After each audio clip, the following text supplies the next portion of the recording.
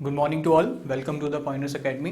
तो last time हमने जैसे कि लेक्चर 2 में अपना डिस्कस किया था कि जो आपके एग्रीगेट्स की स्पेसिफिकेशन है जो हमारे कोड ने दिए हैं, ठीक है, वो क्या है, साइज से रिलेटेड, वाटर कंटेंट से रिलेटेड या सल्फेट कंटेंट से रिलेटेड।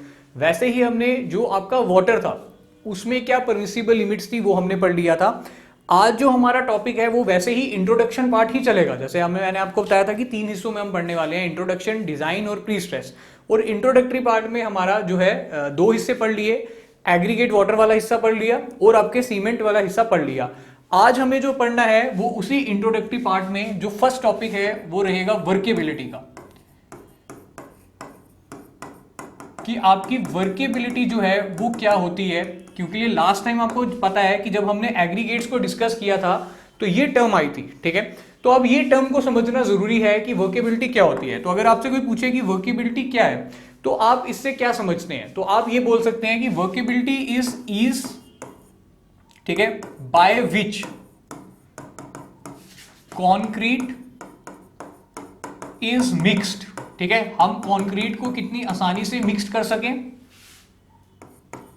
प्लेस्ड, हमने किसी बीम में डालना है, किसी स्लैब में डालना है, किसी कॉलम में डालना है तो कितनी आसानी से उसको प्लेस कर सकें, ठीक है। और कंपैक्ट, और फाइनल स्टेज जो हमारी होती है कि जो आपके वॉइड्स रिमूव करने के लिए जो हम कंपैक्शन करते हैं वो हम कर सकें। तो ये कितनी आसानी से हम कर पा रहे हैं उसी चीज को वर्केबिलिटी बोला जाता है। तो यही डेफिनेशन है, that is ease by which concrete is mixed. आपने उसको कितनी आसानी से मिक्स किया, उसको प्लेस किया और उसको कंपैक्ट किया। तो आप खुद से समझ सकते हैं कि अगर आपका कंक्रीट हार्श है, ठीक है, हार्श होने का मतलब ये हुआ कि उसकी जो वर्केबिलिटी है वो कम है, तो आप उसको मिक्स बड़ी टफली कर पाओगे, उसको प्लेस बड़ी टफली कर पाओगे, उसको कंपैक्ट बड़ी टफली कर पाओगे। और वहीं अगर आपका जो कंक्रीट है वो बहुत ज्यादा लीन हुआ तो भी उसके साथ प्रॉब्लम है। जब आप उसको प्लेस करोगे तो आपके जो डिफेक्ट है, ब्लीडिंग हो गया, सेग्रीगेशन हो गया, वो होने के चांसेस रहते हैं। वैसे ही वर्केबिलिटी इस हिसाब से होनी चाहिए कि आप इस सारी चीजों में आसानी से वर्क कर पाओ, दैट इज मिक्सिंग, प्लेसिंग और कंपैक्शन। अब ये जो वर्केबिलिटी है ये हम चेक कैसे करते हैं, क्वेश्चन ये बनेगा कि हम चेक कैसे करते हैं। तो इसको चेक करने के लिए हमारे पास कुछ मेथड्स हैं, ठीक है, जो हमारे कोड के अंदर है। अगर हम सिटी में जाएंगे तो इसके 4 मेथड आएंगे, कोडल में जाते हैं तो जनरली 3 मेथड्स की, या साइट पे जाते हैं तो 3 मेथड्स की बात करते हैं। तो जो सबसे फर्स्ट मेथड है वो आपका रहेगा स्लम्प टेस्ट।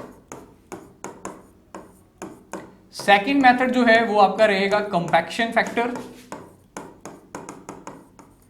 और थर्ड आपका जो मेथड है वो रहेगा वीबी टेस्ट, ठीक है। तो थर्ड टेस्ट जो है वो हमारा रहता है वीबी टेस्ट।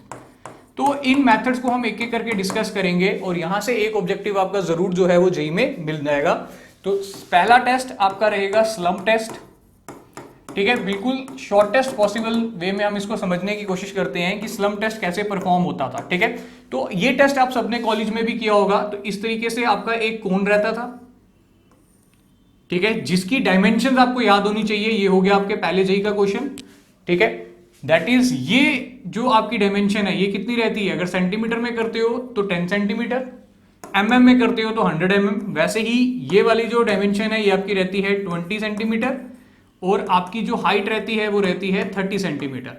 तो आपको जेईई में क्वेश्चन पूछ सकता है कि बताओ इनमें से जो फॉलोइंग ऑप्शन है कौन सा सही हाइट, ठीक है, टॉप डाया और बॉटम डाया आपका स्लम्प कोन का बताता है। तो इस तरीके से क्वेश्चन हो जाएगा। अब हम करते क्या थे इस टेस्ट के अंदर, तो यहां पे अगर मैं ये कोन ले लूं तो इस कोन को 3 हिस्सों में भरा जाता था, ठीक है। फर्स्ट लेयर आपकी डाली, फिर इसकी आपने क्या की, कंपैक्शन, फर्स्ट लेयर, फिर आपने इसकी की कंपैक्शन, फिर आपने डाली सेकेंड लेयर, फिर आपने की कंपैक्शन और फाइनली थर्ड लेयर और फिर आपने की कंपैक्शन।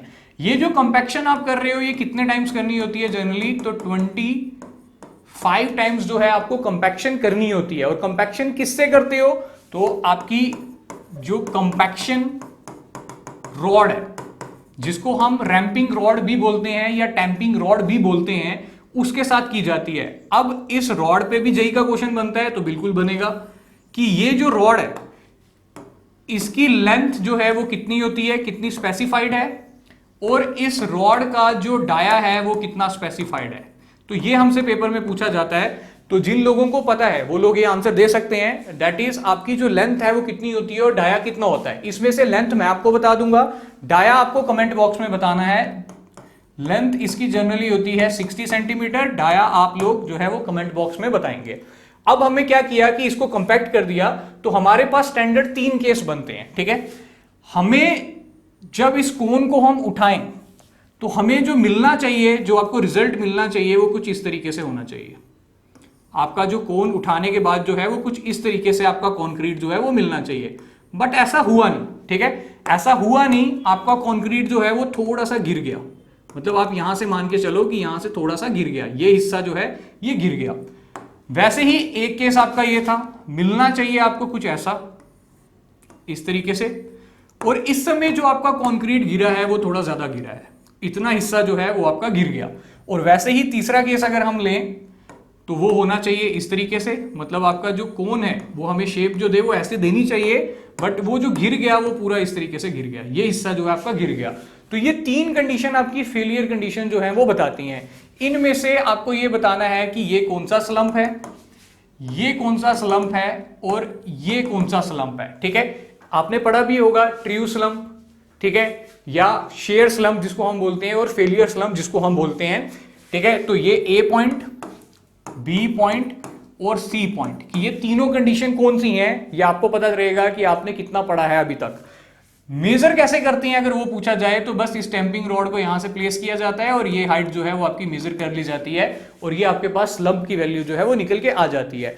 अब हमारे कोड ने क्या किया हुआ है कि ये स्लंप टेस्ट परफॉर्म करने के बाद हमें कुछ हमारी वैल्यूज गिवन दी हुई हैं जो हमारे जेई में आएंगी। That is type of work, आप किस किस्म का काम कर रहे हो, और उसके लिए स्लंप वैल्यू क्या रिकमेंडेड है इन mm, ठीक है। तो वो टाइप ऑफ वर्क कौन सा हो सकता है या कौन सा परफॉर्म होता है, तो वो मैं स्टैंडर्ड केसेस यहां पे लिख रहा हूं और रिस्पेक्टिव उनकी वैल्यूज जो है वो साथ में आ जाएंगी। सबसे पहले जो आपका आ जाएगा वो आ जाएगा रोड वर्क, ठीक है। सेकंड वर्क हम लिखते हैं इसके अंदर आपकी ऑर्डिनरी कंस्ट्रक्शन, ठीक है। और ऑर्डिनरी कंस्ट्रक्शन के अंदर जनरली हम अपने बीम और स्लैब के बारे में बात कर रहे होते हैं। तीसरा वर्क हमारा रहेगा कॉलम और रिटेनिंग वॉल्स, ये हो जाएगा हमारा थर्ड काम। फोर्थ जो हमारे कोड ने दिया है वो दिया हुआ है वाइब्रेटेड कॉन्क्रीट, ठीक है, वाइब्रेटेड कॉन्क्रीट। और फिफ्थ हमारा जो है वो रहेगा मास कॉन्क्रीट, ठीक है। वाइब्रेटेड कॉन्क्रीट का मतलब हो गया जिसमें कंपैक्शन करते समय हमें वाइब्रेशंस का यूज करना है, सिंपल उसी को वाइब्रेटेड कॉन्क्रीट बोला जाता है। और मास कॉन्क्रीट का मतलब हो गया जब आप ह्यूज अमाउंट में यूज कर रहे हो, जैसे आप कोई डैम बना रहे हो, वहां पे आपको ह्यूज अमाउंट में कॉन्क्रीट चाहिए, उस चीज को बोलते हैं मास कंस्ट्रक्शन। तो यहां पे इनके रिस्पेक्ट में आपको ये बताना है कि क्या क्या वैल्यूज हमें लेनी पड़ेंगी, ठीक है। जैसे अगर आप रोड वर्क करते हो तो वहां पे आपका स्लंप क्या होना चाहिए, तो ये अगर आपको बताना है तो ये हमारा रहेगा 20 to 30 mm। Ordinary construction beam या स्लैब तो इसके लिए रिकमेंडेड है 50 से 100 mm। कॉलम और रिटेनिंग वॉल इसके लिए हो जाएगा 75 से लेके 150 mm। वाइब्रेटेड कॉन्क्रीट और मास कॉन्क्रीट, ठीक है, ये याद रखना, वाइब्रेटेड कॉन्क्रीट के लिए होता है 12 से लेके 25 mm, और मास कॉन्क्रीट के लिए होता है आपका 25 से लेके 50 mm। तो ये हमारी स्टैंडर्ड वैल्यूज हैं जो हमारे किस कोड के अंदर अगर बोलोगे गिवन है तो हमारे IS 456 के अंदर गिवन है। और इसके हिसाब से ही आपको क्वेश्चन पूछा जाएगा, जैसे बोलेगा कि फॉर मास कॉन्क्रीट वर्क बताओ कि आपका स्लंप कितना होता है, तो आपको ये टेबल अगर याद होगा तो आप बड़े इजीली जो है वो आंसर दे सकते हो, ठीक है। तो मैं यहां पे एक आंसर आपको और दे देता हूं, आप बोलोगे कि बहुत ज्यादा क्वेश्चन घर से ही मिल जाते हैं, तो देखो क्योंकि लिए आपकी रिवीजन हो जाए इसीलिए हम क्वेश्चन जो है बोलते हैं कि आप घर से देख लो। तो ये जो डाया है ये 16 mm है, ये लेते हैं, बस आप मुझे ये स्लंप ABC बता देना कि इतना फेलियर है तो क्या है, इतना है तो क्या है, इतना है तो क्या है। ये हो गया हमारा फर्स्ट टेस्ट, ठीक है। सेकंड टेस्ट की तरफ आते हैं, तो सेकंड टेस्ट आपका जो रहता है कंपैक्शन फैक्टर टेस्ट। तो पहला जेई का क्वेश्चन ये बनेगा कि ये जो CF है ये है क्या, ये कंपैक्शन फैक्टर जिसके बारे में हम बात कर रहे हैं ये है क्या, ये क्या कोई रेशियो है, कोई फैक्टर है या क्या है। तो एक्चुअली में ये एक रेशियो है, तो रेशियो किसकी है, ठीक है। तो रेशियो किसकी है तो वो समझने के लिए पहले कि ये टेस्ट कैसे होता है, आपने कॉलेज में ये टेस्ट परफॉर्म किया होगा। इस तरीके से आपके कोन होते थे, ठीक है, और यहां पे फाइनली इसका कलेक्शन के लिए सिलेंडर होता था। तो आप क्या करते थे कि अपना जो कंक्रीट होता था वो यहां इस कोन से पोर करते थे, फिर इसको बेस से ओपन कर देते थे, ये कंक्रीट जाके गिरता था इस वाले पे, फिर आप इसको यहां से ओपन कर दोगे और फाइनली कंक्रीट जाके आपका यहां पे गिरेगा, ठीक है। अगर आप यहां पे ध्यान दो तो देखो यहां पे क्या हो रहा है कि आप कंक्रीट को गिरा रहे हो किसी हाइट से। तो जब आप कंक्रीट को किसी हाइट से गिराते हो तो ये ऑटोमेटिकली क्या हो जाता है, कंपैक्ट हो जाता है। तो जब आपने कंक्रीट को यहां पहली बार गिराया तो यहां पे जो क्या कंक्रीट था वो कंपैक्ट था, तो आप बोलोगे नहीं, कंपैक्ट नहीं था। तो ये क्या था, पार्शियली कंपैक्ट था, ठीक है, पार्शियली कंपैक्ट था। और फाइनली जब ये लास्ट कंटेनर में जाके गिरा तो यहां पे क्या हो गया, वो फुल्ली कंपैक्ट, ठीक है। तो बस ये जो रेशो है वो इसी की रेशो है। तो जब आप कंपैक्शन फैक्टर की बात करते हो तो कि किसकी रेशो है, तो ये क्या हो जाएगी, weight of partially compacted concrete, ठीक है, दैट इज वो हिस्सा divided by weight of fully compacted concrete. ये हो गया पहला क्वेश्चन, जेई का ये हो गया। दूसरा क्वेश्चन ये पूछा जाएगा, क्या ये रेशो ग्रेटर देन 1 हो सकती है, क्या ये रेशो ग्रेटर देन 1 हो सकती है। तो आप यहां पे देखो, weight of partially compacted concrete अगर बड़ा होगा weight of fully compacted concrete से तो ही ये रेशो ग्रेटर देन 1 हो सकती है, बट ऐसा पॉसिबल नहीं है। तो इसीलिए ये रेशो हमेशा क्या होगी, लेस देन इक्वल्स टू 1। ये हो गया आपका जेई का नेक्स्ट पॉइंट जो आपको याद रखना है, ठीक है। तो देखो ये आपका एक क्रैश कोर्स टाइप है, ठीक है, तो इसीलिए मैं इसको थोड़ा फास्ट फॉरवर्ड भी लेके जा रहा हूं ताकि आपका काम भी हो जाए और हम इस आरसीसी सब्जेक्ट को खत्म भी कर पाए, ठीक है। ये हो गया हमारा सेकंड पॉइंट। अब इसी के अंदर कोड ने हमें कुछ वैल्यूज दी हुई हैं कि अगर हमारा कंपैक्शन फैक्टर ये हो तो हमारी वर्केबिलिटी क्या होगी, ठीक है।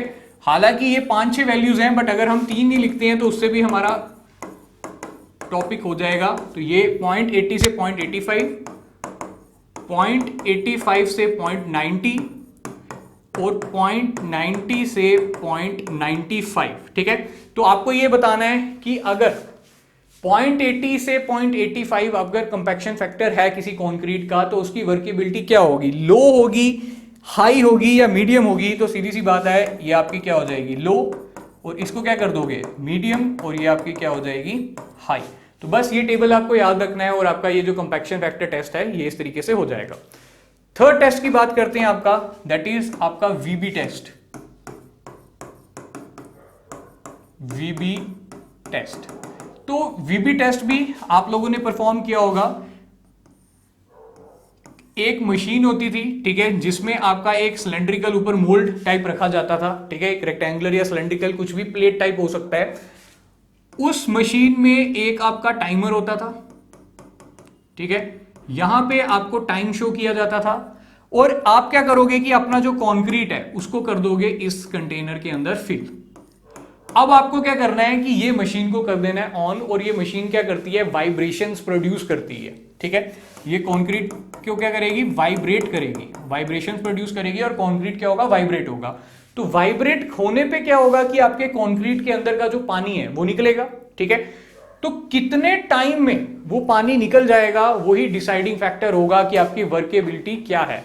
तो आप खुद से सोचो कि अगर एक कंक्रीट ऐसा है जिसको आप काफी देर तक हिलाते रहे, 10-20 सेकंड उसको लग गए, हिला रहे हो और उसने पानी नहीं छोड़ा या 10-20 सेकंड के बाद छोड़ा, तो उसकी वर्केबिलिटी क्या होगी। खुद सोचो ना, कोई हार्ड चीज है तभी वो हार्ड होगी, तभी उसको इतना टाइम लग गया। और एक कंक्रीट वहां पे है जहां पे जिसने सिर्फ 2 से 5 सेकंड लिए, उसको आपने वाइब्रेट किया और उसने पानी छोड़ दिया। तो उस हिसाब से आप यहां पे वीबी टेस्ट की वैल्यूज जो है वो पढ़ोगे, ठीक है। दैट इज आपकी वर्केबिलिटी क्या होगी जब आपका क्या टाइम रहा होगा, ठीक है। तो टाइम जो है वो मैं यहां लिख देता हूं, दैट इज 10 से लेके 20 सेकंड, 5 से लेके 10 सेकंड और फाइनली 2 से लेके 5 सेकंड। इस तरीके से ये टाइमिंग रहती है। और आपका जो यहां क्वेश्चन है कि आपकी वर्केबिलिटी क्या होगी, तो जब आपका हार्श मिक्स है तो सीधी सी बात है, हार्श मिक्स है तो उसको टाइम ज्यादा लग रहा है, तो अगर कोई चीज हार्श है तो उसकी वर्केबिलिटी भी क्या हो जाएगी उस हिसाब से लो, और ये क्या हो जाएगी मीडियम, और ये क्या हो जाएगा हाईली वर्केबल। ये हो गए हमारे जेई के क्वेश्चंस, जो भी आपका पॉइंट है। एक क्वेश्चन और इसमें बन सकता है कि अगर आपको वीबी टेस्ट परफॉर्म करना है, ठीक है, उसके लिए स्लंप की वैल्यू क्या होनी चाहिए, या किससे ऊपर होनी चाहिए या किससे नीचे होनी चाहिए। तो ये मैं आपको क्वेश्चन दे रहा हूं कि for VB test slump value should be, ठीक है। तो ये जितने भी क्वेश्चन मैं आपको दे रहा हूं, अगर आपको इसके आंसर चाहिए होंगे तो आप एक बार कमेंट बॉक्स बस देख लेना, वहां पे आपको लिंक में दे दिया जाएगा कि ये आंसर थे, तो वो हम उसमें पोस्ट कर देंगे। तो ये आपकी होती है वर्केबिलिटी, ठीक है।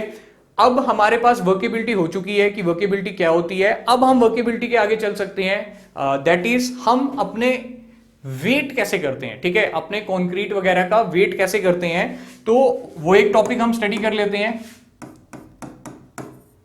That is weighing of material, ठीक है। तो काफी सिंपल सा टॉपिक है, 3 ही मटेरियल की बात करेंगे, सीमेंट, फाइन एग्रीगेट्स और कोर्स एग्रीगेट्स, ठीक है। तो सबसे पहले हम सीमेंट की बात कर लेते हैं कि सीमेंट को कैसे वेट किया जाता है, और आपको किस में आंसर देना है, तो बाय वेट मतलब इन केजी, या बाय वॉल्यूम मतलब इन लीटर्स। तो आप लोगों को ये आंसर ऑलरेडी मालूम है, क्योंकि आप इन चीजों के साथ डील ऑलरेडी कर चुके हो। तो अगर हम सीमेंट की बात करते हैं, ठीक है, तो ये जनरली क्या किया जाता है, बाय वेट, ठीक है, that is 1 bag is equals to 50 KG, ये हो जाएगा इसका पॉइंट। तो सपोज अगर आप बाय वॉल्यूम भी करते हो, अगर आप बाय वॉल्यूम कंक्रीट को मेजर करते भी हो, तो वो कितना आ जाएगा 34.5 लीटर्स के अप्रॉक्स, ये हो जाएगा। वैसे ही अगर आप फाइन एग्रीगेट्स को करते हो, तो यहां पे बोला जाता है कि बाय वेट इज प्रेफर्ड, ठीक है। बाय वेट जो है वो प्रेफर किया जाता है, रीजन क्यों, अगर आप बाय वॉल्यूम करते हो तो यहां पे जो आपका इफेक्ट होता है, ठीक है, इफेक्ट कौन सा इफेक्ट होता है, आपने एक बल्किंग ऑफ सैंड करके पढ़ा होगा, बल्किंग ऑफ सैंड, ठीक है, वो हो जाता है, कंसीडर करना पड़ता है। इस वजह से बाय वॉल्यूम रिकमेंडेड नहीं होता, ये हम इसको बाय वेट ही रिकमेंडेड करते हैं। और लास्ट आपका एग्रीगेट, तो एग्रीगेट को चाहे आप बाय वेट कीजिए या बाय वॉल्यूम कीजिए, इससे कोई फर्क नहीं पड़ेगा, क्योंकि लिए एग्रीगेट के ऊपर बल्किंग ऑफ सैंड का कोई भी इफेक्ट नहीं होता, क्योंकि ये कोर्स एग्रीगेट होते हैं। तो ये था हमारा आज का टॉपिक, दैट इज आपका वेइंग किस में होती है और आपके वर्केबिलिटी किस में परफॉर्म होती है, कौन से टेस्ट से परफॉर्म होती है, ठीक है। तो इतना हम रख रहे हैं, तो आगे इसके साथ कंटिन्यू करेंगे। जो क्वेश्चन आपसे पूछे गए हैं उसको आंसर कीजिए, ठीक है, लाइक कीजिए, शेयर कीजिए, ताकि हम और बेटर तरीके से इसको आगे आपके सामने ला सकें। Thank you.